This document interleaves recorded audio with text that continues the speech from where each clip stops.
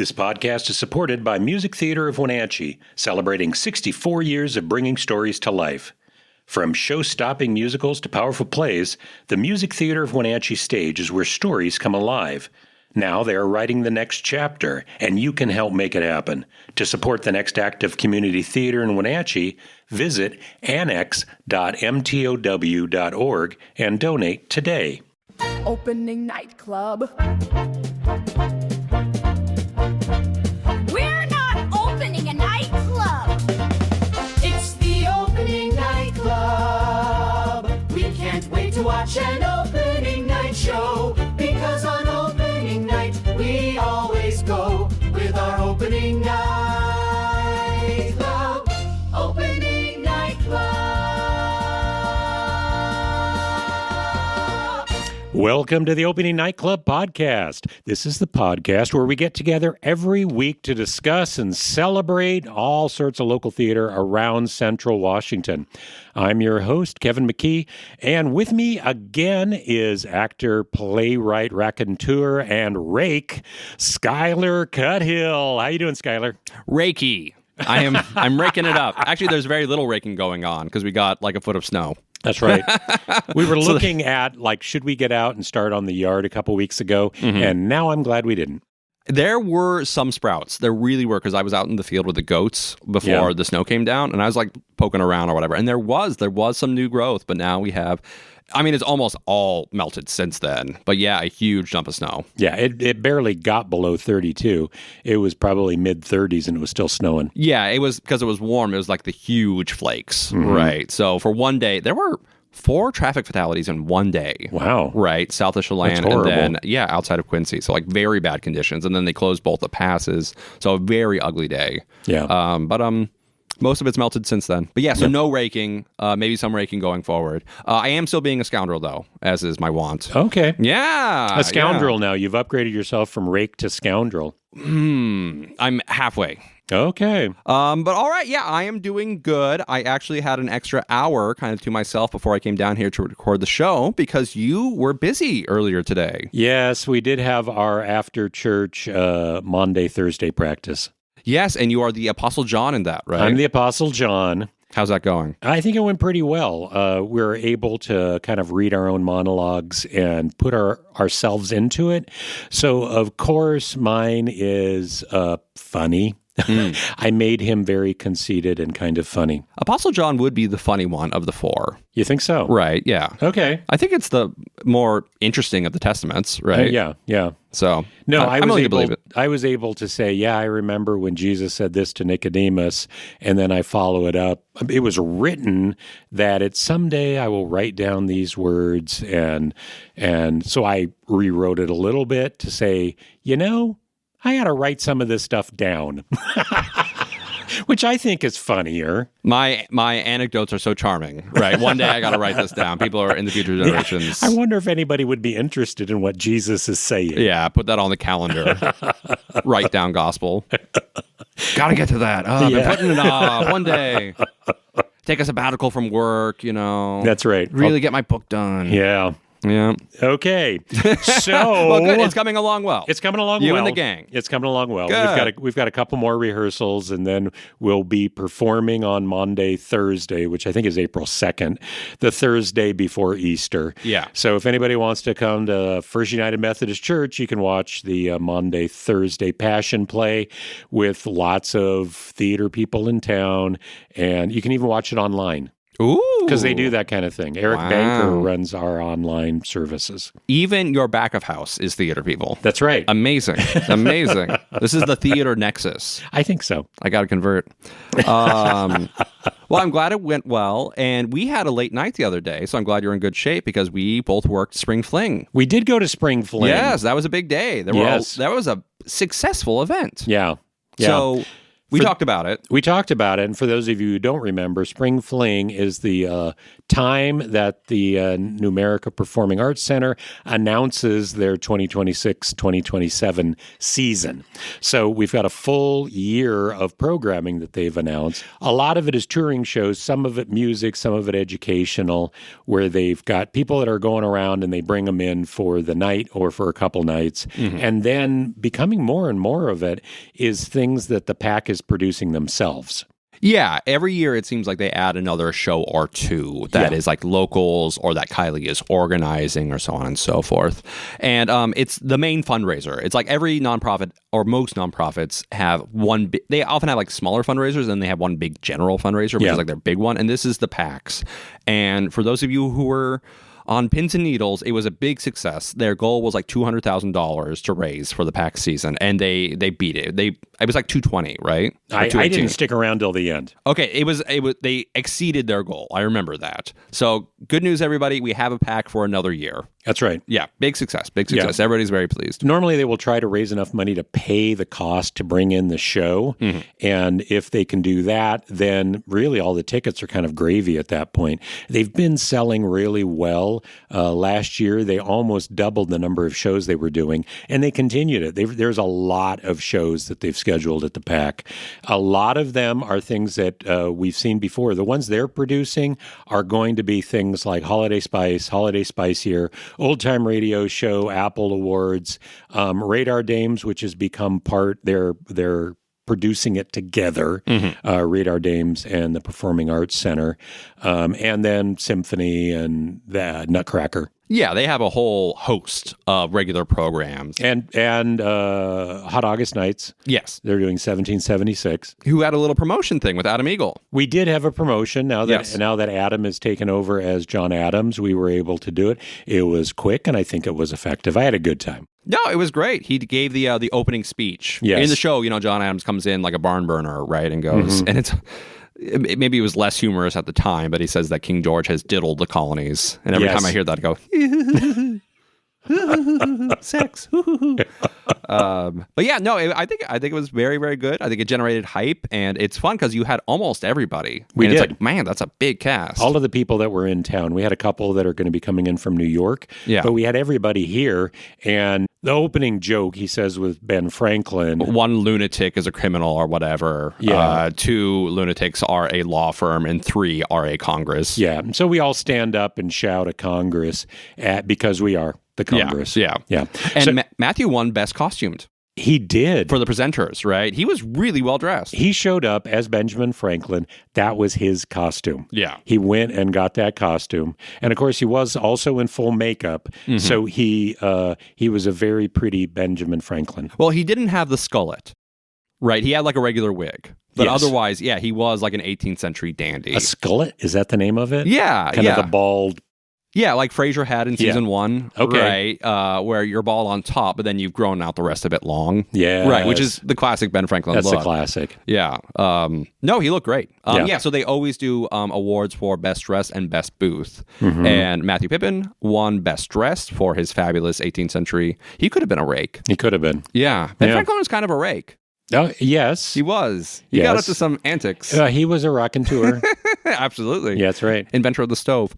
And Best Booth went to Haley Scheffler. Yes. And her booth was for... Her booth was for Music Theater of Wenatchee's 2027 Apple Blossom musical, which is, Skyler... Anastasia. We couldn't say it before, and we can say it now because it's been finally announced, but Anastasia will be the Apple Blossom musical. She had a great booth. It was a great booth. I always admire Haley so much. She's so professional. She's always like in a gown at like any public event or whatever. And she really went for it. She had a really nice booth. She went for it, and because she's doing Anastasia, which is a Russian show, she had shots of vodka that she would hand out to people. So I have to think at a certain level that might have helped people to be enthusiastic about her booth. It was an excellent booth otherwise, yes. But there's no world where that hurt. That's right. No question. Anastasia is a good show, right? It's very hot right now. The rights are out or whatever, so a lot of theaters are doing it. It's very popular. It's everybody loves the film, right? I think it's Don Bluth, right? Yeah. It's not Disney. I don't think it's DreamWorks either. I want to say it's Don Bluth. I grew up with it. Yeah. Christopher Lloyd as Rasputin. Classic. I don't think Rasputin is in the musical. He's not. They cut him. Yeah. It's such a sadness. No, they changed it a little bit, but you know the characters for the most part. You know the story. Yeah, otherwise it's quite close. Yeah. But the villain is now like a Soviet officer who wants to finish the job instead of Rasputin. No, very excited about it because it's a princess musical. Yes. And so I'm hoping that we'll be able to sell a lot of tickets to that. There will be auditions, of course, but they probably won't be until the end of this year. Yeah. It's always very late December or very early January. Yeah. Right. It's a big show. It asks for a big ensemble, right? There's like the central trio, Anastasia and like her two male friends that like have the scheme, the scoundrels. And then in Act 2 they go to Paris. And it really opens up in Act 2. There's a lot of like society types that have like emigrated, right? So yeah, it's a big cast, good cast. Take a listen if you're interested in it at all. There are roles for like everybody. Every right? age range should be in this show. Yeah. And people of a certain age, we appreciate that because after Legally Blonde, there's... I'm not a college student anymore. Yeah, there is the Duchess in Paris, who's an older woman, and she is matched with the older man, right, in like the trio from Act 1. Yeah. Yeah, so there is a position for everybody in Anastasia. Good show, very excited for it. Haley, wonderful director, wonderful member of the community, board member for MTW. So yeah, really amped. We're excited about Excellent stuff. The other things I wanted to mention was they announced Black Box Classics. Yes. And the pack has had the Black Box comedy series and the Black Box music series for quite a few years now. And they will bring in one-night bands and one-night comedians that will come in and do a show. And so they've announced the Black Box Classics, and the first show that they're doing for the Black Box Classics is Hamlet that Pete is directing. Did I say that funny? Say that 5 times fast. I can't. I'm not Black sure why that is Box so Classics. hard for me. Anyhow, Black Box Classics There is it being is. directed. It's Hamlet being directed by Pete Kapler. Yeah. And that's the first time we announced that. We've been talking about the read-throughs he's done and the preparation, but now we know where he's going to use it. Yeah. He had the staged reading. It went really well. Hamlet is a big cast. Yeah. I will say. And you think of Black Box stuff as being smaller casts. Yeah. Hamlet's a big show. He has cut it down, though. We talked about it, that you have to cut it down, that the original script is like 4 hours or whatnot. But yeah, that's very exciting. Pete is very intellectual, very scholarly, right? So great guy to be doing it. Yeah. No, I'm very excited about it. But if you're waiting on pins and needles where you can see Hamlet, now you know. Yes. It will be there. And it sounds like we're also working on a version of Macbeth that will be showing up sometime soon. Yes, this summer at the ICCA, Third Job Theater, my guys are going to be doing Macbeth. Yeah. The Scottish play. So please, it's fun to catch yourself every time you're about to say that. You can say it out as long as you're not in a theater. Yeah, we can say it. You don't say it in a theater. But at the PAC, when we were promoting it, we had to go, the Scottish play. The Scottish play. 100 times. Yeah. I was there too. I was promoting. So I was supposed to promote Mythical Beasts, which is a touring show. Last year they had the dinosaur show. Okay. Like for the kids, they had puppets and scenes and whatnot. And so that same company is doing Mythical Beasts, which is the same thing but with dragons, right? So Kylie asked me to present, right? And I said, yeah, sure, put me in. She assigned me to Mythical Beasts. So I bought a wizard costume and I borrowed Cynthia Brown's tarot deck. Yes. Cynthia Brown's tarot deck, it's spiritually powerful, right? And I read the manual. It came with a little manual. Did you learn how to read tarot cards? Yes, but I have a funny story about it. Okay. I read the manual. I really did. I read like some internet essays about it or whatnot. So Wow. I learned how to shuffle it. No, I prepared. Okay. I've been doing Spring Fling for a while now, and each year I'm engaged in like the arms race with everybody else to make my booth more elaborate. So that was my gimmick. I was going to be in the wizard costume and I was going to do tarot readings for people. And the tarot reading would always end with me going, and in your future, you will come and see mythical beasts at the Numerica pack. Oh, man. Great bit. Yeah. Great bit. It's a good bit. You would suck me in with that one. I was pretty pleased with it. You'd get a lot of groans, but yeah, you'd suck me in. And then, literally the day before, Kylie texted me and said, hey, Mythical Beasts is out. You don't have to come anymore. I was like, but I bought the costume. I've got my gimmick. And so she said, well, is there another booth you could do that at? And I, of course, glommed onto Mini Quest Tavern. Yeah. Because they're Dungeons and Dragons. So that's where a wizard belongs anyway. A wizard could be there. Yeah. So I did the tarot readings, but instead I said, you're coming to the Mini Quest Tavern at the Numerica pack. So anybody listening to this, your tarot reading is in the future on August 21 and 22. You will come to the Numerica Pack to see MiniQuest Tavern. There you go. I'm sure we've talked about it. MiniQuest Tavern is Cynthia Brown's D&D troupe. We do kind of live plays and whatnot. And so they do smaller events throughout the year. And the big event, the big show with like the production value and the puppets and so on and so forth is going to be August 21 and 22 at the Numerica Pack. So please come on by. It's really fun. It's a real humdinger. Yeah. Something else, and I don't think it was announced. I think it was announced at last spring Fling, but we want to talk about it right now, is My Way, the Frank Sinatra retrospective. Yes. And I'm not sure how this happened, but we have a lot of our theater friends, or several of our theater friends, are putting on a show. They're basically doing Sinatra songs, and it's happening in a week. In 2 weeks. In 2 weeks. Yeah. And we didn't know anything about this until then. We've been talking to them, and nobody let it slip. And sometime in this last week, we started seeing stuff on social media that they were going to be doing this show. The best kept secret in theater. It was a really well-kept secret. So the people we know are going to be in it, it's Amy Edwards, Ernest Palmer, Haley Scheffler, and TJ Grash. Yes. Are going to be singing Frank Sinatra songs. And I'm not even sure how much of it is a show. Do we have bits? Is it acting? Or are they just doing songs? I'm not sure at this point. But yeah, that is March 26th through 28th at the Pack. So I think we'll go to that, right? If I don't know if I'll be able to. Oh, are you going to be out of town? I've got a wedding.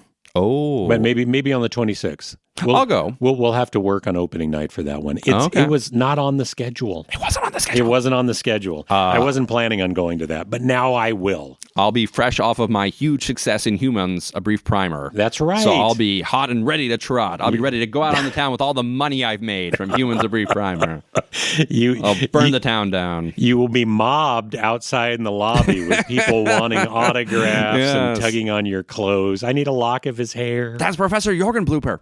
But yeah, our friends are doing that. And just as a funny story, so I was in the MiniQuest Tavern booth at the Pack, right at Spring Fling.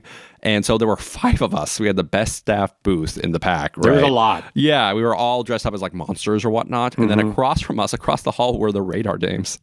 So it was like 5 young women in lingerie. It was it was like a fantasy book cover. Yeah, a bunch of men who are monsters with like swords and whatnot, and a bunch of women barely dressed, like the old Dragonlance covers, you know.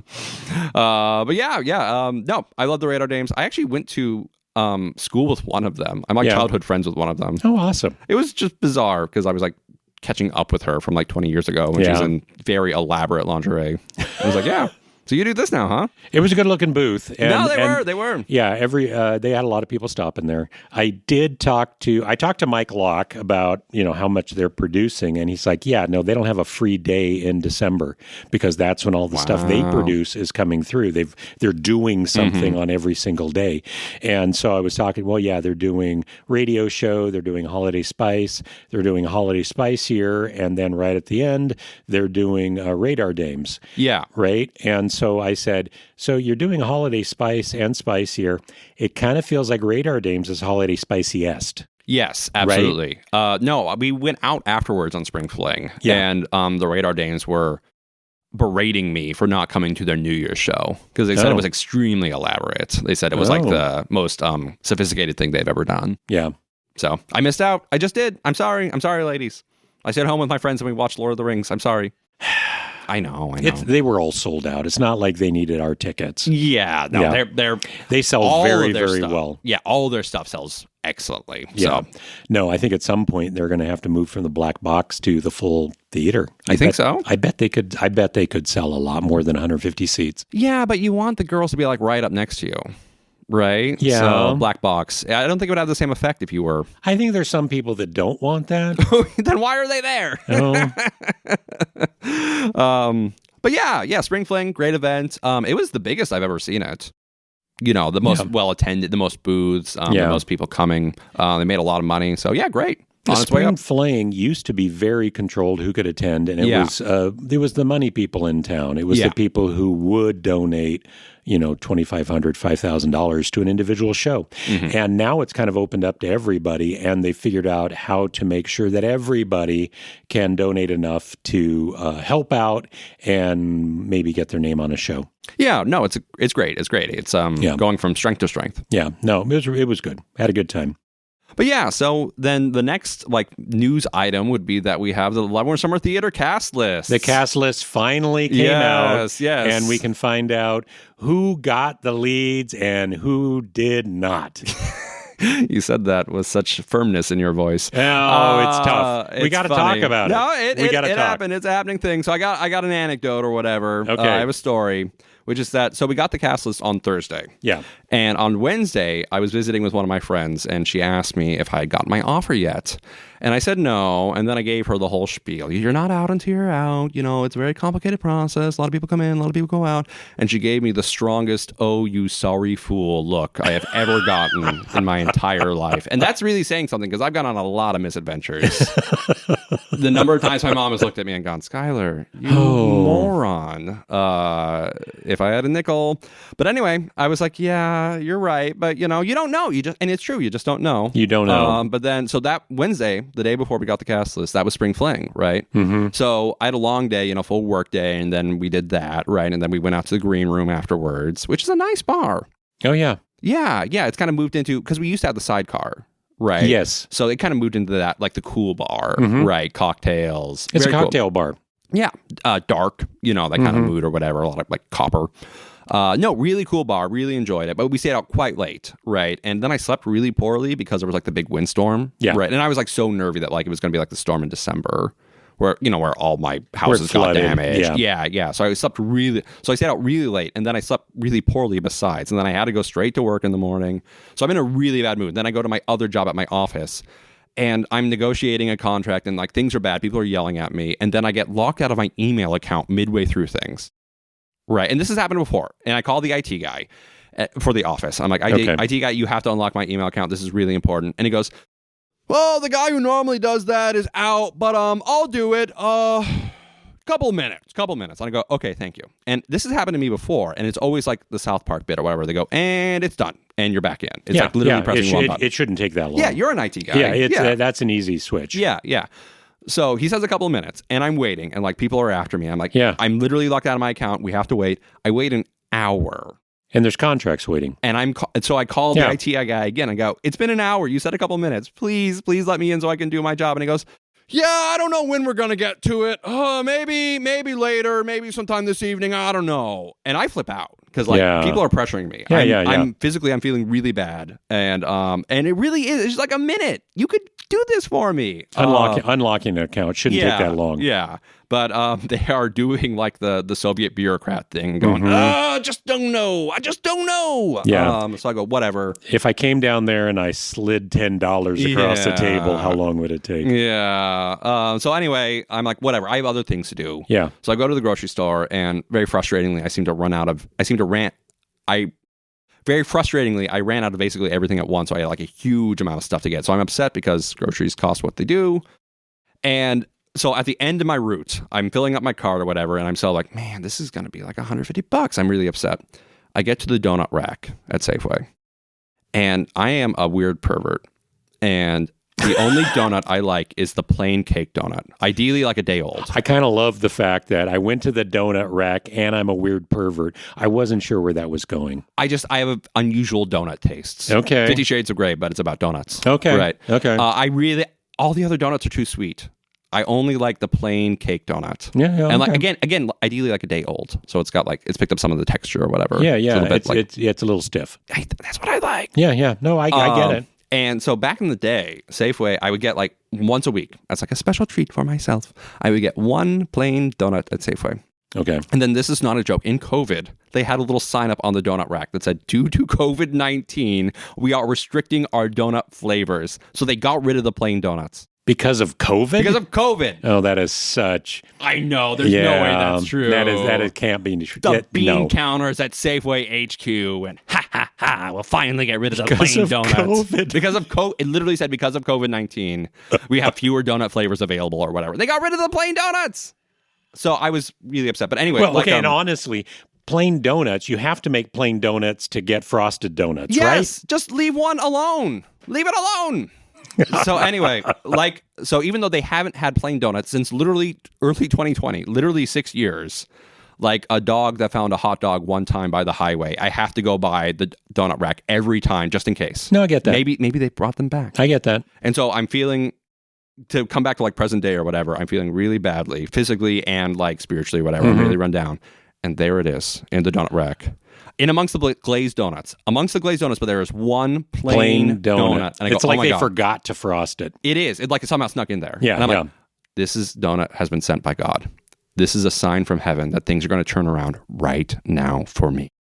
Because it's been 6 years, right? I've been waiting for this. Every time I've gone by that donut rack and I go, maybe this time. No. Now it's there though. And I'm so happy. And it's literally the last thing or whatever. I grab it, I go to the checkout or whatever, and I go to my car and I'm so happy I have my plain donut. Did you eat it in the car? Of course. Okay. I open up the bag and guess what? It's a glazed donut. Somebody had put it in upside down. So it looked like a plain donut, but it was a glazed donut. Just the glaze was on the bottom so I couldn't see it.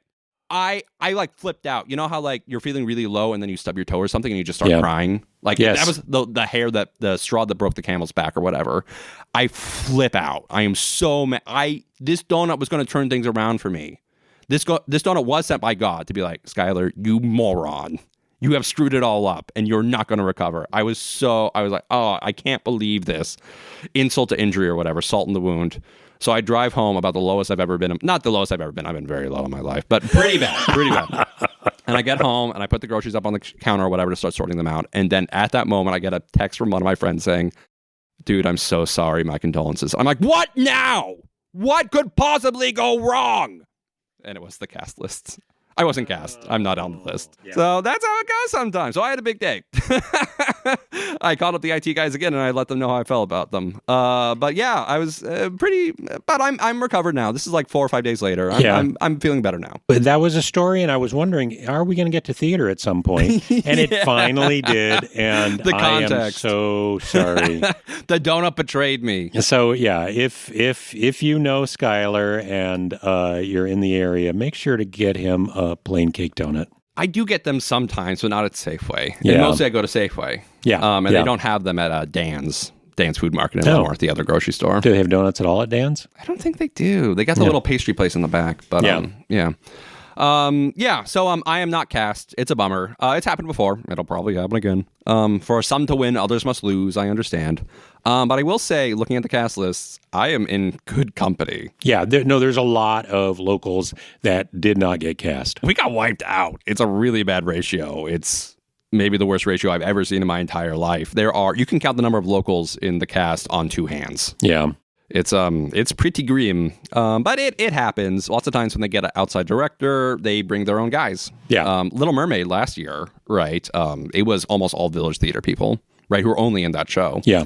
So this is just it's a bummer. I'm not going to call it a good thing, but it happens sometimes. And what you did notice was we had a lot of people that are in all 3 shows. Yeah, it did. It seemed very, very organized in that way. And so that pushes out a lot of locals because if you are it's summer stock, and it's designed that way so we can get college kids that will show up for the summer, earn a little money, and then go home. So those kids really do want 3 shows. They want the money that they can make doing 3 shows because they don't want to do anything else while they're here. And locals, for the most part, do not want 3 shows. I think all of us at some point have done 3 shows, and it just wears you out. You can't do it. No, it's true. The last time I did 3 shows, it nearly killed me. Although I do know some locals who wanted all 3 shows and were turned down. But yeah, no, this is just how the cookie crumbles sometimes. But we do have some friends in the cast. So last time we went through like the 1776 cast list, like line by line. Yeah. And that's just not practical for this. And also, to be forthright, I don't know a lot of these people. But we do have some friends in the cast. Yes. So I wanted to congratulate them. Yes. So the headliner is, of course, the beautiful Autumn Manson as Maria. That's right. Autumn is wonderful. She's from California. She was in the 23 and the 24 season. You cast her as the Maria understudy. I cast her as Maria understudy, and she's somebody that did a video video audition, and when she showed up, I cast her as understudy Maria just because it was video and I wasn't really sure how much she could do. But when she did show up, I was like, oh, she's been really undercast. She is really talented. Yeah, because she was like ensemble in the other shows. Yes. And she was the vocal director for Drowsy Chaperone. Yes. And she's excellent. So she's very smart too. So she's a good performer, lovely person. So Autumn is great. Autumn's she was Maria in 24 then. And she's like a top 5 Maria. Yeah. Which is really saying something because almost always the Marias are really, really good because it's a prestige role. It's so fought over, So yeah, Autumn, great casting. Yeah. Wonderful, wonderful job. And then Susan Gupsh is Mother Abbess. That's right. Which is, I think, her 29th year. It's the 30th anniversary season. Yeah. And I think there was 1 year, or was it 2 years, where she wasn't Mother Abbess?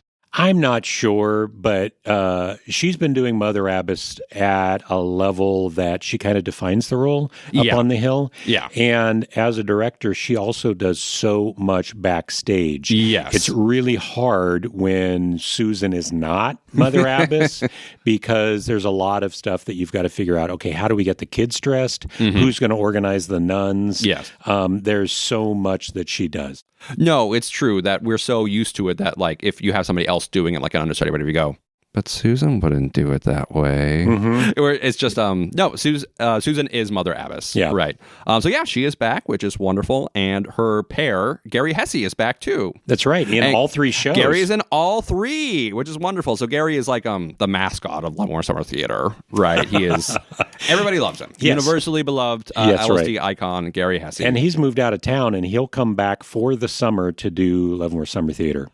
Because like when you graduate or whatever and you're talking to your friends and everybody's like, oh, and we'll stay together and we'll keep in contact, and you never do. I remember when Gary moved away and he was like, and I'll still keep coming back, and we all went, oh yeah, you will. And then he did. He keeps coming back. He's been back every year since then. God bless him, making it happen. Then James Claridge is in all 3, and then Marcus, who isn't a local, but we love him. Marcus Wolf. Marcus Wolf is in all 3. Oh, I didn't realize it was all 3. Well, good for him. Yes. Marcus was also started in 23, like Autumn. Yeah. And he was also he was like named ensemble. He was the Admiral that year. Oh, that's right. And he was like 22. Yeah, no, I cast him as that. The legendary Marcus Wolf Admiral, where normally the Admiral is like a man in his 70s, Yeah, right? can be. Yeah, and he's kind of shuffling around the stage, and then Marcus was like, oh, of course you can come to Bremenhaven later. Don't worry about it. We're all pals here. No, Marcus is wonderful. And then he was LeFou in 24. Like a fantastic LeFou. He was like the performance, which is really saying something because there were some heavy hitters in that one. Yeah. But Marcus's LeFou was just like another level. Yes. He was tremendous. That was the first time we saw him do his physical comedy. Yes. He's just rubber band man. He could hit the stage really hard and pop back up. He was so funny. Strong Muppet energy. Yeah. And he would do it. God bless him. So he was a born entertainer or whatever. If somebody said that he had Muppet energy backstage, he would do like a Muppet bit. Oh. He was like committed. He was like the Buster Keaton of so modern funny. LSD. Yeah, Marcus is one of the Rolfs, and he is one of the 2 non-Chinese gangsters in Anything Goes. Oh, yeah, they've converted it. It used to be Chinese gangsters. Yeah, Spit and Dippy. Yeah. And he is Billy Kane in Bright Star. Okay. Billy Kane is the younger male lead, right? So he's the one who sings the title song, not at the top of the show, but almost the top of the show. He's in Bright Star. Yeah, yeah. And I remember when they announced Bright Star, we all went, oh, it needs to be Marcus. Because like that character, he's young and he's very bright. He's very energetic. He's like, I'm going to get out in the world and I'm going to show them what I can do. And that's very strong Marcus energy. Right. So we're very pleased. That's perfect casting. It could not be anybody but Marcus. And then 2 Cashmere girls that I know, McKenna Fritz and Gabby Winchester, are in the nun ensemble in Sound of Music. Oh, that's awesome. Yeah, they are great. So McKenna has done LST before. She was in Music Man, and she was Puck in Midsummer Night's Dream. That's in right. Kashmir. Yeah. Oh, she's been really strong in the Kashmir High School program. She is great. Lots of times in a high school or whatever, a smaller school, there's like one girl that is clearly putting in like the extra hours who's really driven to like shine on stage. And that's kind of McKenna, right?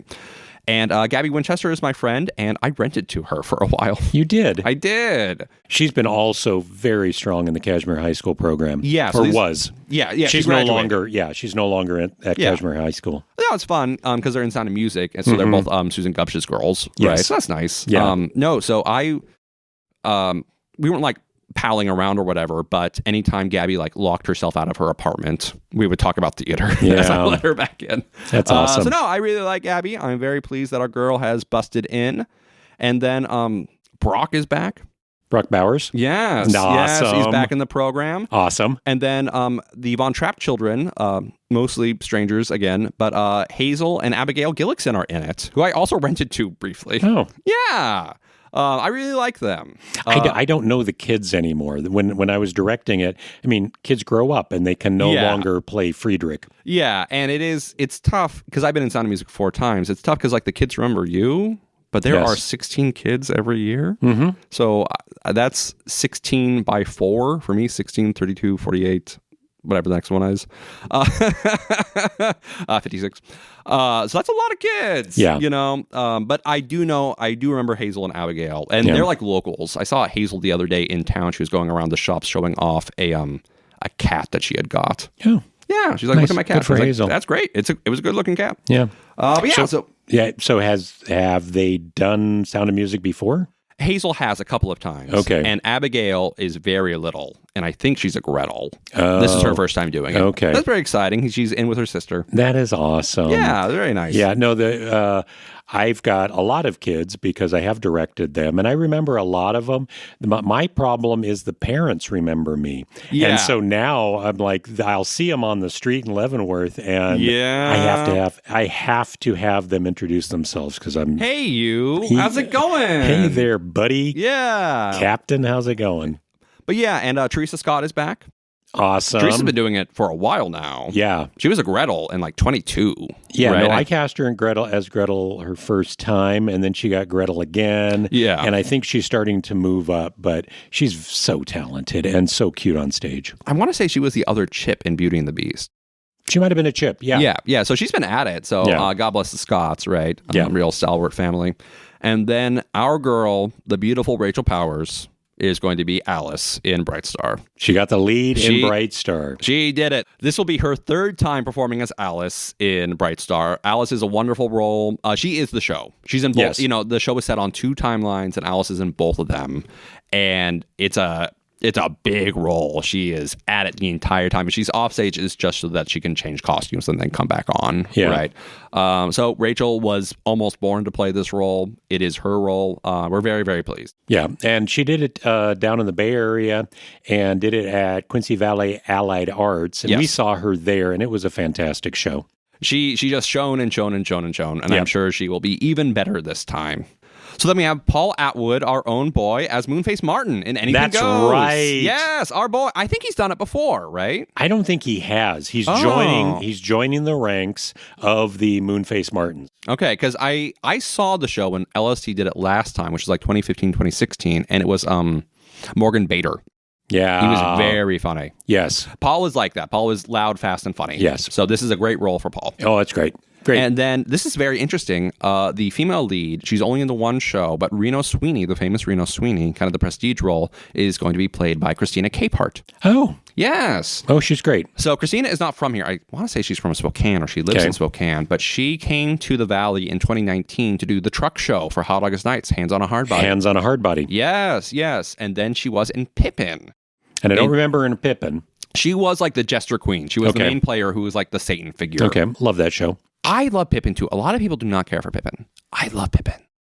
I didn't like it as a show. I liked what they did with it. Oh, I love Pippin in every aspect. I wish I could have been in it, but she was great. She was like the devil. Yeah. It just doesn't start as the devil, but later on you're like, oh, you're the devil, huh? She was really, really funny. And we do want to point out, last year she directed Dirty Rotten Scoundrels. She directed Dirty Rotten Scoundrels. Yes. Yeah. So she is, she's flexible. Yeah. She can do it all, folks. She's a very talented woman. Yeah.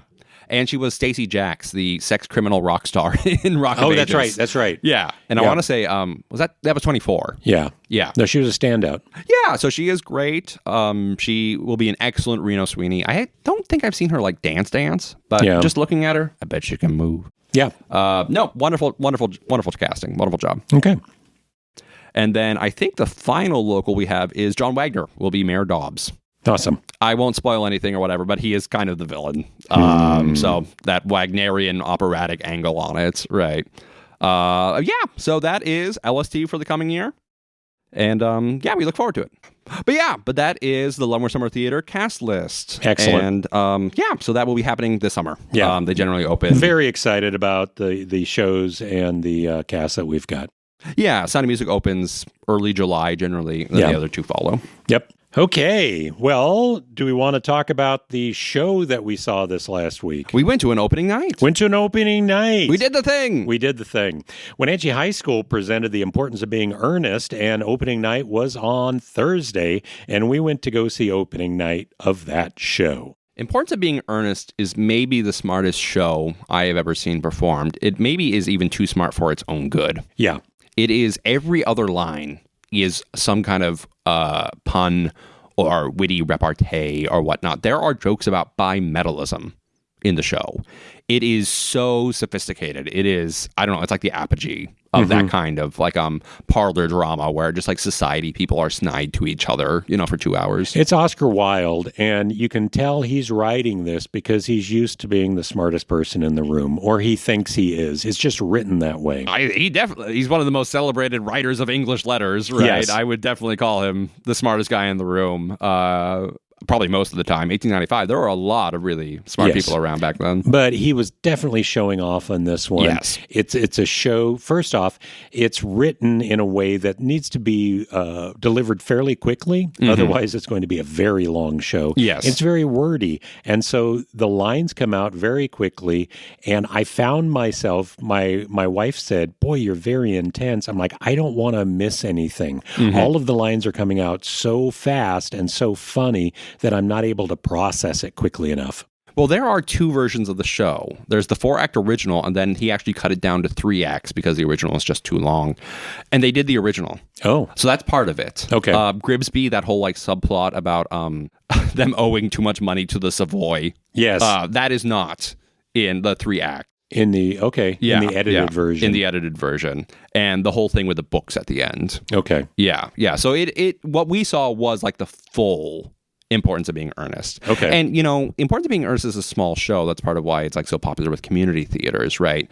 So maybe they're just like they wanted to jam some more people in there.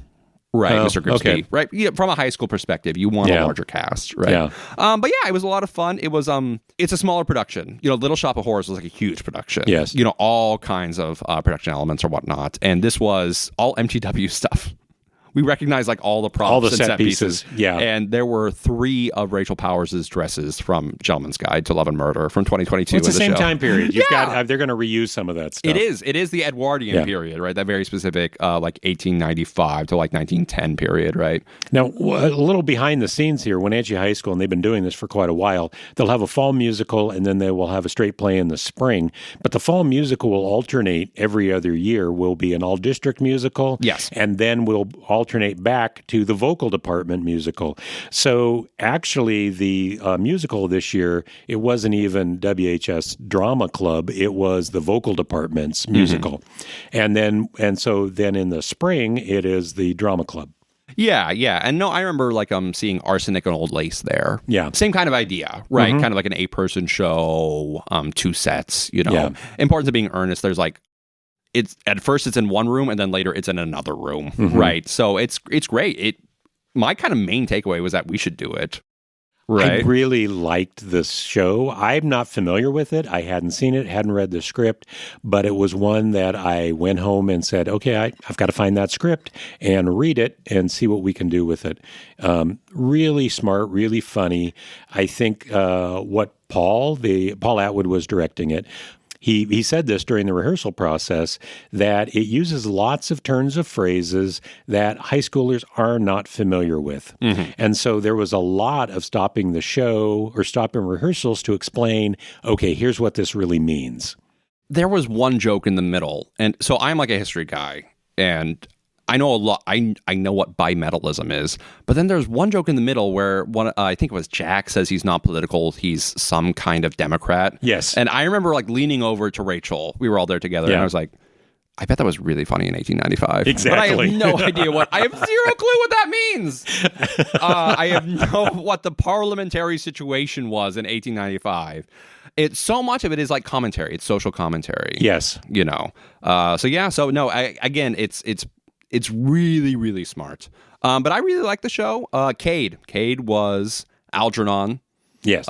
Which is there are two male leads, right? And one of them is like the mischievous imp, and the other is the one that gets upset at things. Yeah. And Cade was the imp. God bless him. He was great. Cade is tremendous. Cade just flowed on the stage, and he seemed to get it. Yeah. All of his lines, all of the snide comments, all of the commentary, it flowed out of him, and he seemed to understand where he needed to be funny and where to pull back. No, very, very natural. We have a huge hole in the department now that Cade is a senior. This was his last show. Great show to go out on. Really, really strong role for him. And I'll say, so John Worthing, the other male lead, was Dominic Cochran, who was the dentist. They in Little Shop, right? Yeah. So they worked together before. I assume they're friends. And I'll say that in Act 2, there's a scene where they're like fighting over muffins, and Dominic ate one of the muffins and started choking. Yes. Not choking, but like it went down the wrong pipe or whatever. And Cade like started making fun of him. I assume in an improvised way. Yeah, right? no, they were close to breaking on stage. Yeah. And Dominic, God bless him, threw a muffin at Cade, like in response to Cade being like, "Hey, doing okay there?" Yeah. And it felt really, really genuine. It was very, very charming because like that's the setup is that these guys are really close friends. Yeah. Right. John Worthing and Algernon. I was like, "Oh, this is great. They're pals. Wonderful." It was really, really, really organic. Felt really, really good. The magic of live theater. Dominic's a senior too, so this is the last time we'll see him at Wenatchee High School. And but he has been in a lot of the shows coming up, and the last few years he's been part of Short Shakes. Oh, yeah. Yeah. So we had some great performances from the seniors. I was really happy to see how far that they've come. I know that Jessie Evans, I don't think is a senior, and she had a great role as Gwendolyn. Yeah, Gwendolyn Fairfax. Yeah. Miss Fairfax. Yeah, that's right. Just fantastic. And they were a lot of fun. They were all very strong. I would like to say, Lady Bracknell, you were really funny as an old lady. Oh, yeah. Because I assume you're like 17 or whatever. That's part of the fun of theater, right? You were great. You were very, as the, it's such a stock character, the kind of, the stick in the mud matriarch. Yeah. Right. You were really, really good. But you all did good. Jessie Evans, Olivia Burden, everybody was great. I do want to call out Miss Prism. Hannah Wright. Yes. And she's a senior too. And I think she was able to take that role, which is a pretty minor role, and really delivered it really well. It was fun. And then she has the reveal at the end. Of course, everything comes out where everything is revealed and everybody's related to each other. And then they can, I'm sure there was a double wedding or a triple wedding at the end of this thing. I had to look it up because the twist at the end is so close to the twist at the end of HMS Pinafore. And I was like, which one came first? Because they are basically the same era. Yeah. And Pinafore came out first. Okay. And it is fun reading like about the reception at the time. And everybody said apparently at the time, oh, this is like Gilbert and Sullivan. This is like Gilbert and Sullivan, but like smarter and without music, right? I gotcha. More about like repartee than gags, right? And it's really, really close. It's very, very funny. I was talking to JJ about it, and it is like it's Shakespeare that like they all end with a sacrament of marriage. All the comedies do, right?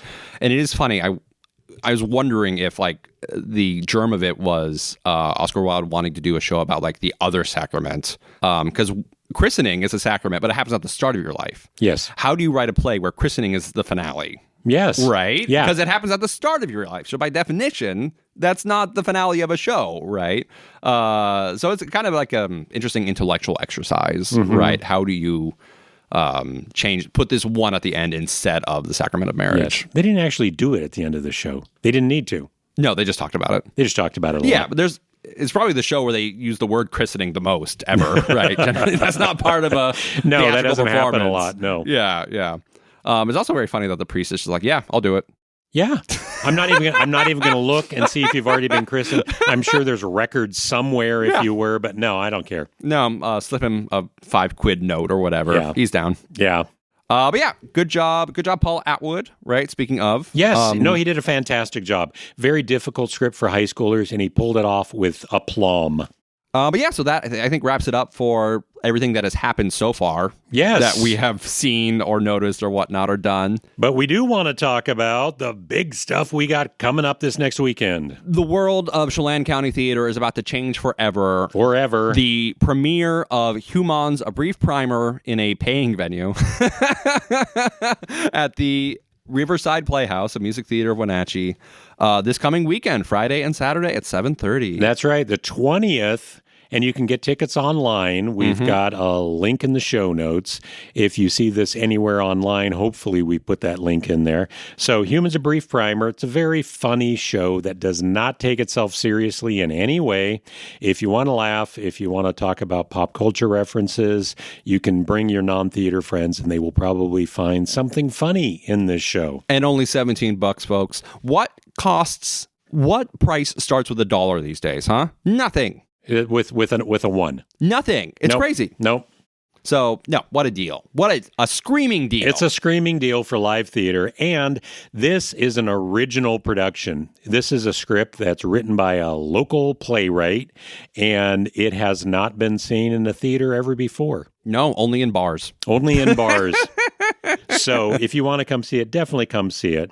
The night before, we will have opening night at Eastmont High School, Yes. their production of Little Women. And I think we're planning on being there for opening night. I think so. I think it'll be fun. I think we'll be there if we're not exhausted from setting up Humans, a brief primer. It's such once we get the gymnastics cleared away and the acrobatics, and I then think we'll have be to okay. figure out the water wheel. Right. So we still Yes. have a lot. We still have a lot to go, and the submarine sequence. Well, and we've built the first 2 sets, but the third set we're still working on. So it's going to take a while. And the first guy we had for the jousting, he dropped out. Oh, that's right. But Yeah. luckily, we're still going to be able to use his horse. Yes. So I think we'll be okay. Yeah. So if you want to see a submarine or a water wheel or jousting, Humans, a brief primer. That's right. And if you believe that, you might, believe everything. If you believe that, you are not in the demographic for Humans, a brief primer. Little Women opens this coming weekend, and then Up the Down Staircase in Moses Lake is still running. It's still continuing. Yes. And really our next big show is going to be, April 10th is Around the World in 80 Days at Maskers Theater. And on the 29th of April is Legally Blonde. Woo! The Apple Blossom Musical. And of course, we will be there for opening night for Legally Blonde, the musical. And we talked about it at the start of the show, but we are all looking forward to the Frank Sinatra show as well. Yes. March 26, 28. That's right. I missed that one, but that will be coming up, and make sure to get your tickets to that. I think that wraps it up, right? I think Do we have that anything wraps else? it up. We've got lots of stuff. We've got opening nights this next week, and make sure to go see both of them. If you can't see both of them, go see Humans, a brief primer. That is the one, because Little Women will also be the weekend after. That's right. But Humans, a brief primer is only the one weekend. You've got to come see that There one. are 2 days, though, and That's since right. it's in a theater, you can come to see it if you're under 21. We got a lot of seats. We need to fill them. Okay. So everybody go out and see theater. We've told you about it. And if you can, go see one of these opening nights. You won't be disappointed. So thank you for listening this week. Make sure you go out and see another opening night.